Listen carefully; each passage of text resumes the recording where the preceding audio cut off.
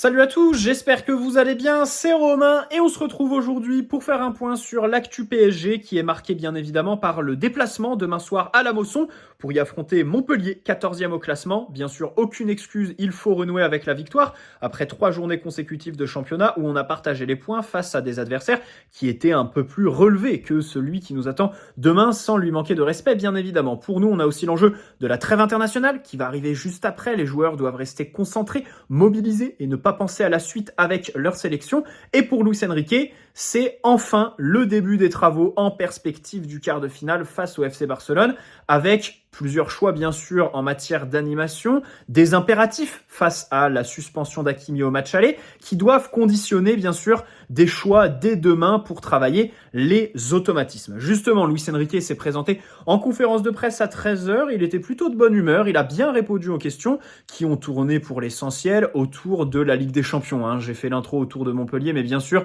l'actu PSG, c'est ce quart de finale face au FC Barcelone.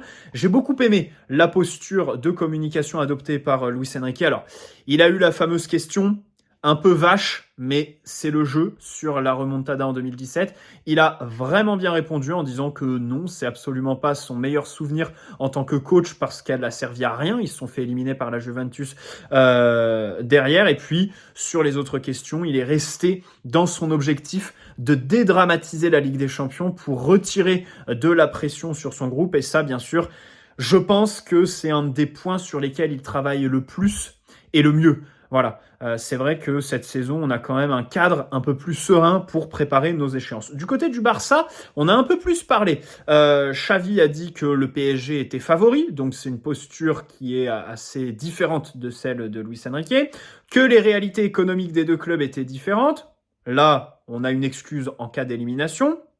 Et que le PSG a plus d'expérience que le Barça, qui est globalement une équipe jeune. Alors, sachant qu'en matière de moyenne d'âge, on est l'équipe la plus jeune de ces quarts de finale, je me pose quelques questions sur la véracité de ce fait, comme quoi on aurait plus d'expérience qu'eux. J'en suis pas certain. Il y a aussi quelques joueurs du Barça qui ont parlé. Celui qui a été le plus relayé, c'est Robert Lewandowski, qui a dit qu'il est sûr qu'ils joueront mieux que face au Napoli et qu'ils iront en demi-finale à l'issue de cette double confrontation. Et puis aussi, notons le compte du Barça sur Twitter qui a fait quelques posts rappelant leurs souvenirs glorieux de notre confrontation historique, notamment bien sûr la remontada. Bon, ils ont mis une photo de Messi et Neymar. Personnellement, j'aurais mis plutôt l'arbitre Aitekin, mais bon, c'est comme ça, chacun sa vision des choses. C'est un peu provocateur, c'est évidemment le jeu. Nous, on est resté très sérieux. Enfin, on a donc Luis Enrique qui a parlé.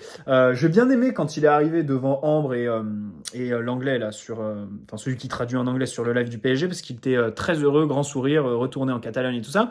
On a aussi Marquinhos qui a fait des déclarations un peu bateau dans les médias du club, mais sinon pas d'autres déclarations à noter. Peut-être que Kylian Mbappé, en tant que capitaine de l'équipe de France, donnera une conférence de presse pendant la trêve internationale. Je sais pas.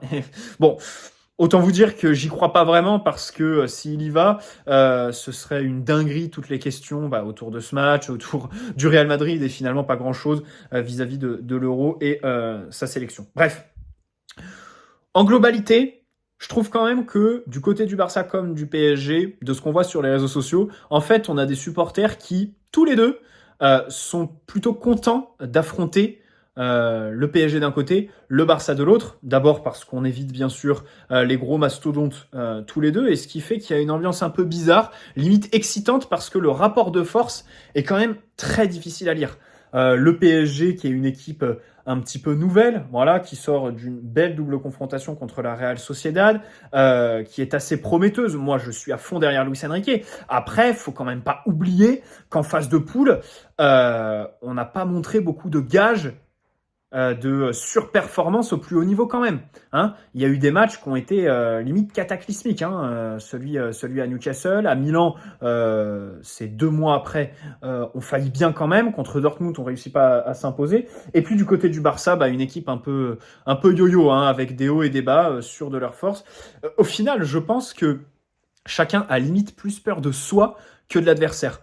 Du côté des supporters barcelonais, on peut, par exemple, avoir peur des possibles absences. On espère les retours des blessés actuellement. On peut aussi avoir peur de Ter Stegen, qui est capable du meilleur, mais aussi du pire, mais vraiment le pire. Et puis nous, bien sûr, bon, on représente l'archétype du supporter, du club, dont le meilleur adversaire est lui-même, bien sûr, hein, avec tous les Donnarumma, Marquinhos, Hakimi, qui ont fait même une spécialité cette saison, plutôt pour le Marocain, et Marquinhos aussi, d'offrir des buts aux adversaires. Donc voilà, une confrontation vraiment bizarre. Enfin, je sais pas à qui donner l'avantage en matière de favoris, machin chouette. Donc c'est pour ça que bon, on va essayer de parler tactique sur la chaîne. Sinon, enfin voilà, je pense pas que ni le PSG ni le Barça soient favoris. Enfin, tous les quarts de finale sont quand même très incertains. Peut-être le plus déséquilibré, et encore, c'est Atlético Madrid-Dortmund en faveur de l'Atlético. Je sais pas. Voilà, bon bref, revenons à demain. Demain, pour l'équipe alignée, peut-être un peu de turnover après le match face à Nice cette semaine qui a été plutôt bon, notamment sur les 35 premières minutes. Alors, bon, demain, on met Donnarumma dans les cages, bien sûr. Hakimi va retrouver son poste côté droit. Je m'arrête sur lui 2 minutes. Déjà parce que mercredi, il n'est pas titulaire et il ne rentre même pas. Donc, je pense qu'il y avait une petite sanction du côté de Luis Enrique vis-à-vis du but qu'il a offert face à Reims le week-end dernier. Luis Enrique a parlé d'Hakimi, a fait son éloge en conférence de presse aujourd'hui. On a des informations comme quoi le PSG discute d'une prolongation de contrat. Hein, évidemment, le sien court jusqu'en 2026. Et à chaque fois, les médias, alors aujourd'hui, on a Adrien Chantegrelet pour Le Parisien, qui est un des meilleurs journalistes de cette rédaction, évidemment à des années-lumière de Dominique Sévérac.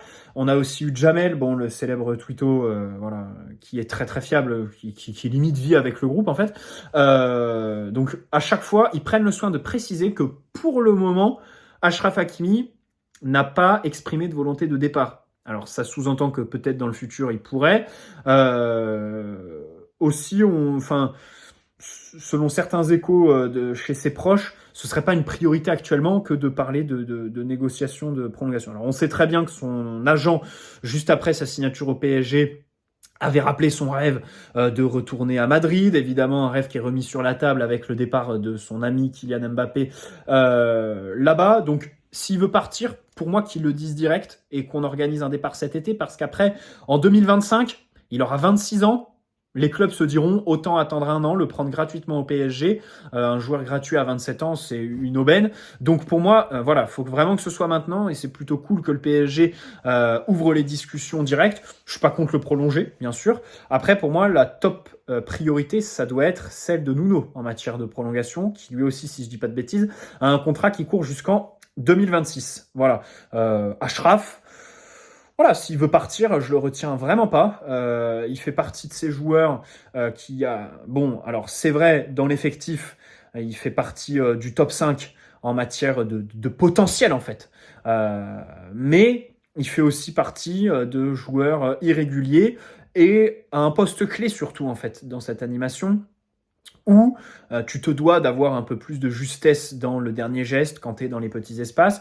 Et s'il y a une occasion sur le mercato de très très bien le remplacer dans cette dimension-là, pourquoi pas? Pourquoi pas? Encore une fois, moi je suis ouvert à quasi tout le monde dans l'effectif à un départ. Bon, à part ceux qui sont arrivés l'été dernier.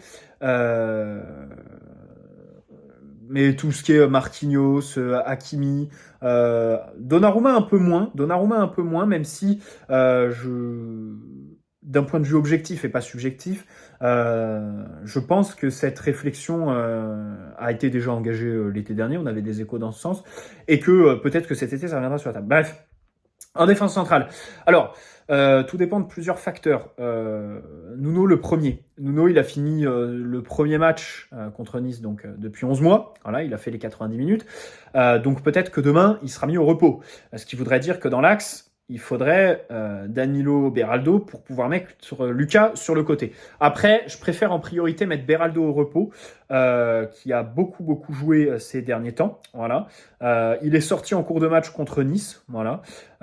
Et je veux quand même un des deux entre Beraldo et Nuno sur le terrain parce que c'est nos deux meilleurs joueurs pour relancer, tout simplement. Voilà. Après, il faut aussi prendre en compte le fait que Nuno soit convoqué avec le Portugal. Bon. On se souvient de ce qu'ils ont fait avec lui à la Coupe du Monde, à savoir n'importe quoi. J'espère qu'ils tireront pas trop sur la corde pendant cette trêve internationale. Donc voilà. Bon, si on peut mettre Danilo, Hernandez et Nuno, ce serait super. Marquinhos, j'aimerais m'arrêter sur Marquis parce que je ne l'ai pas fait dans l'avant-match de Nice. Alors, il est encore absent. Le club parle du tendon d'Achille après avoir parlé du mollet contre Nantes. Donc voilà, il avait fini le match avec des douleurs au mollet. Ensuite, ça s'est transféré au tendon d'Achille. Et on se souvient aussi, avant le match aller face à la Real Sociedad, il a joué certains matchs affaiblis. Ça se voyait. Il avait des douleurs. Et donc, peut-être a-t-il forcé.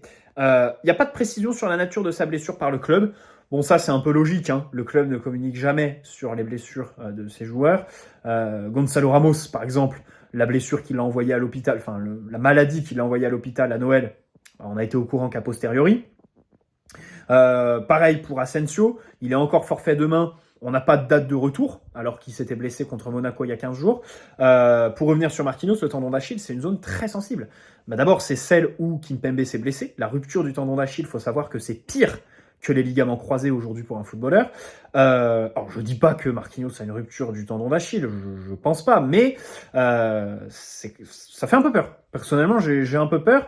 Et ça va être un vrai enjeu pour nous en vue du match aller face au Barça, puisque vous connaissez...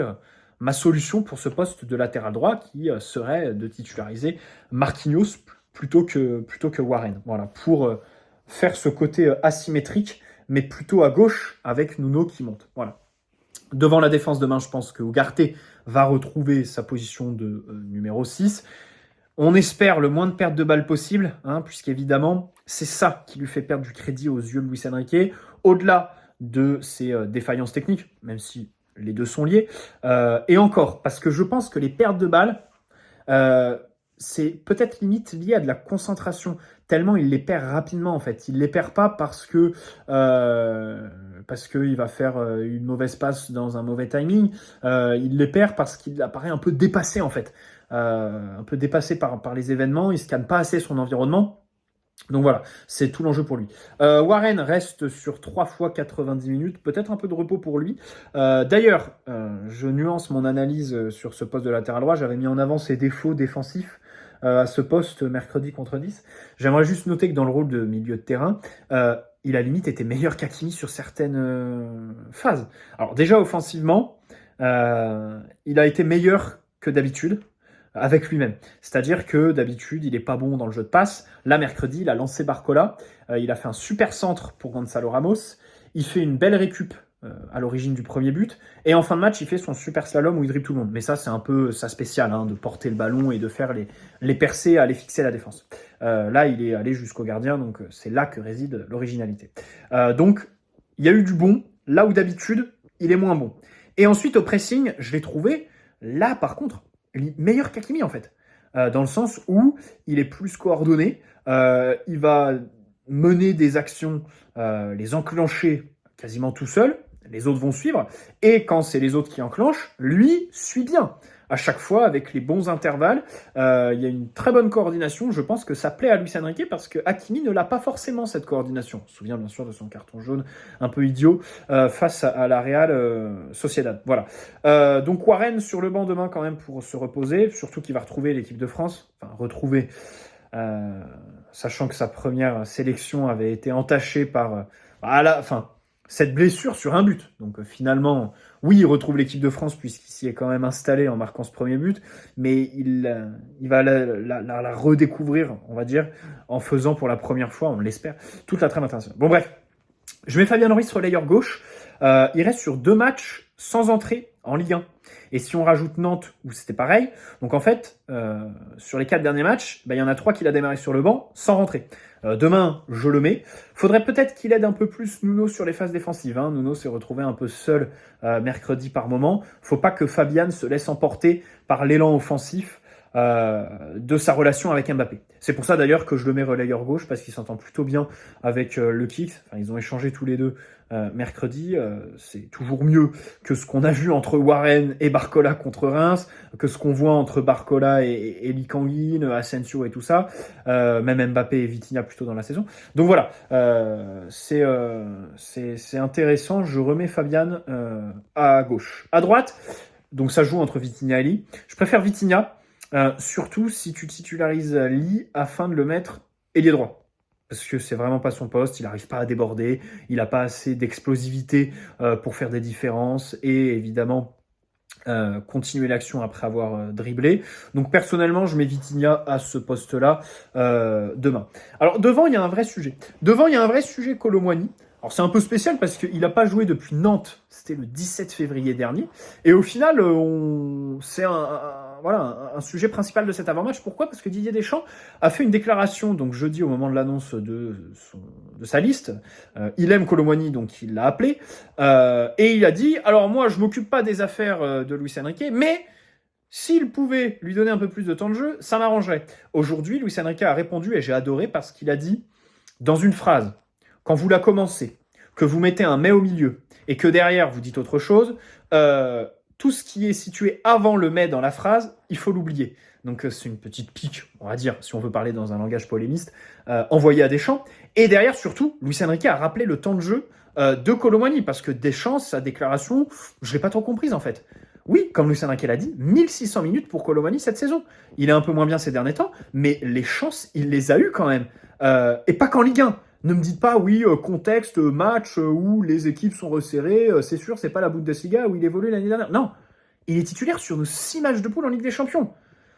À part le match aller face à Milan, il y en a, et le retour face à Dortmund, qui je pense est son meilleur match. C'est dommage qu'il conclue pas, mais il se crée quand même des occasions. Donc c'est quand même témoin de quelque chose de positif dans son contenu. Les autres, c'était quand même très très très très pauvre. Et encore, hein, sur les 2 matchs-là, il y avait aussi des défauts très marqués. Donc bien sûr, les occasions, il les a eues. Et puis, Luis Enrique a terminé sa déclaration en faisant beaucoup de compliments à Kolo Muani pour évidemment pas le perdre, le garder motivé, tout ça. Pour moi, en prévision du match face à Barcelone, faut pas écarter complètement Kolo Muani d'une possible titularisation. Dans le sens où le Barça n'est pas bon sur transition.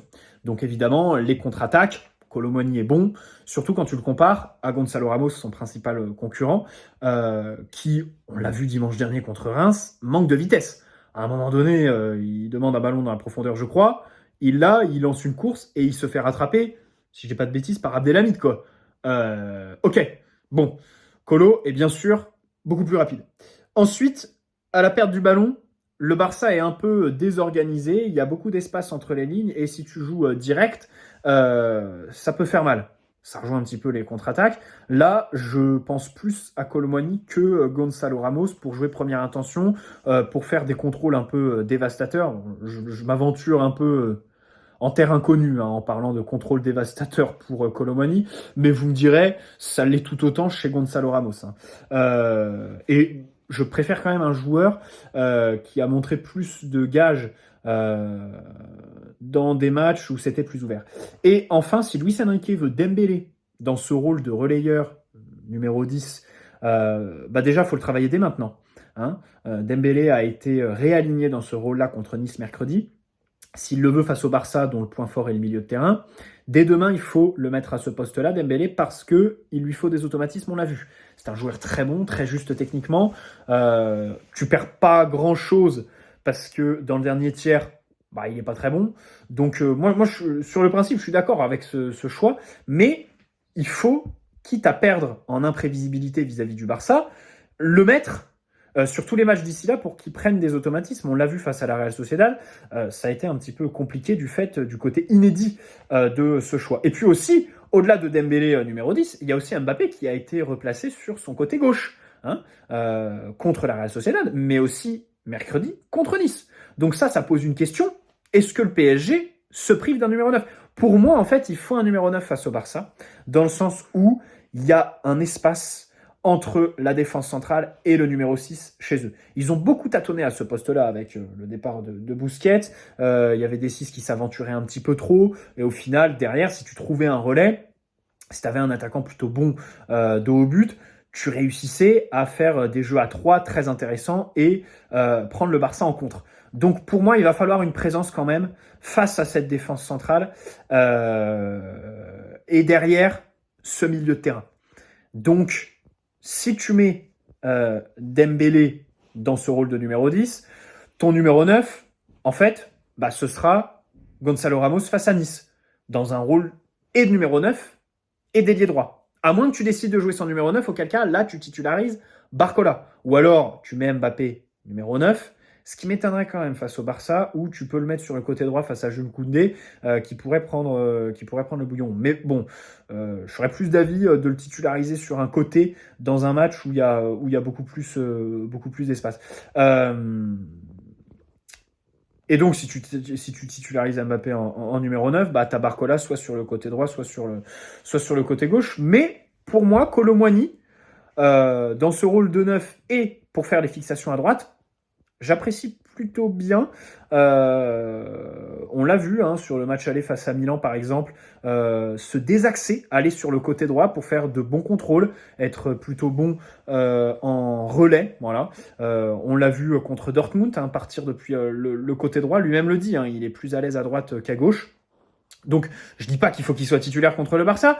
Je dis juste que pour demain, oui, je titularise Kolo Muani pour voir un petit peu ce que ça donne dans ce rôle de numéro 9 hybride ailier droit. Voilà, parce que aussi Gonzalo Ramos, je veux bien qu'il marque des buts ces derniers temps, mais encore une fois mercredi, après son raté invraisemblable sur le centre de Warren, si je dis pas de bêtises, il disparaît complètement. Et techniquement, c'est quand même très compliqué. Donc voilà, Kolo Muani a quand même des références au plus haut niveau, même s'il ne faut pas non plus oublier les matchs de Ligue des Champions, de Coupe du Monde de Gonzalo Ramos aussi. Donc demain, Kolo Muani, numéro 9 ailier droit, Dembélé donc dans ce rôle de numéro 10, et Mbappé sur le côté gauche.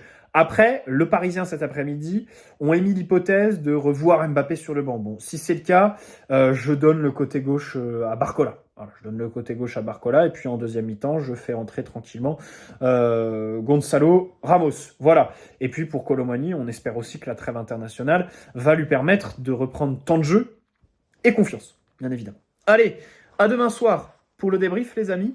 J'espère que cette vidéo vous aura plu.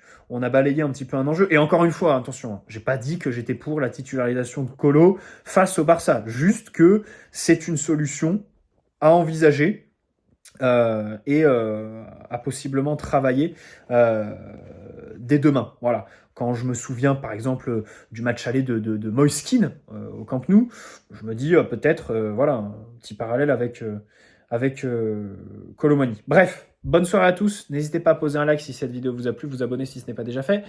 Et on se retrouve demain pour le débrief. Ciao les amis.